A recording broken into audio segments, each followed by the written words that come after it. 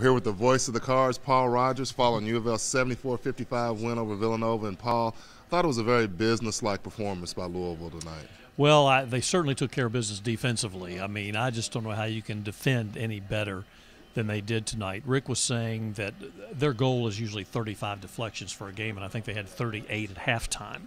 They ended up with 55, 58, some outlandish number. But there were periods where it seemed like wherever the ball went, Louisville had it double teamed. It's like they had 6 or 7 guys out there.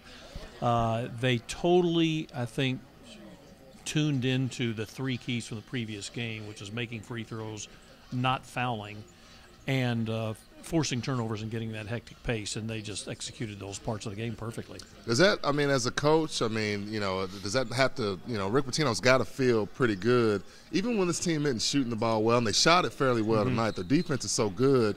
Next week in the tournament, the next couple of weeks, even when the shots aren't falling, their defense is so good that, you know, it seems like they can almost offset that. When you defend that well, you always have a chance to win a game. And they did shoot threes well tonight. But, you know, Gorky didn't have a great game. Shane did not have a great game. But they defended so well, and the guards played so well that you can overcome a lot when you defend like that. Right. And there's a lot, you know, conference tournaments, a lot of people say, well, you know, it's for pride more than anything, but Louisville's got a lot at stake here this week. Well, they do, because I don't think there's any question now that if they win this tournament, they're the #1 seed. I would think probably either Louisville or Georgetown, if one of them can do that, they can be a #1 seed. And how different is it? Well, if Louisville's #1 seed, let's say they go to Lexington and then maybe go to Dallas for their #2 seed, they might go to Lexington or Dayton and then to Indy to be the #2 seed to Indiana. Right. So, right. yeah, you're playing for momentum. You're playing for positioning. Look, we all know that the 2 teams that Rick Pitino has taken Louisville to the Final Four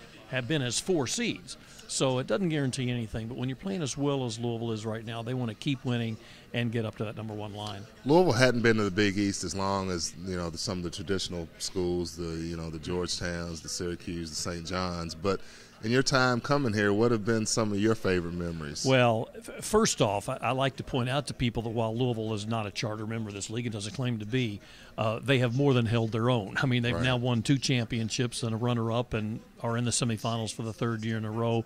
They have stood up to the Big East. The Big East has been good to them. They've been good to the Big East.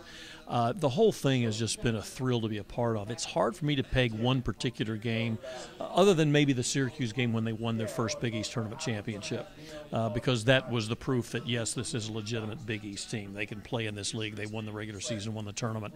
But it's really just been more the whole aura, flavor of the Big East and the Big East tournament. I love coming to New York. There's nothing like it. It's a unique environment, both in terms of basketball and the culture that you're in. And it's been a blast. I'm really, really going to miss it. Well, Paul, hey, thanks a lot for your time, man. Good to talk to you as always. Enjoy the rest of the tournament. Thanks. Hope we're here for a while longer. Absolutely.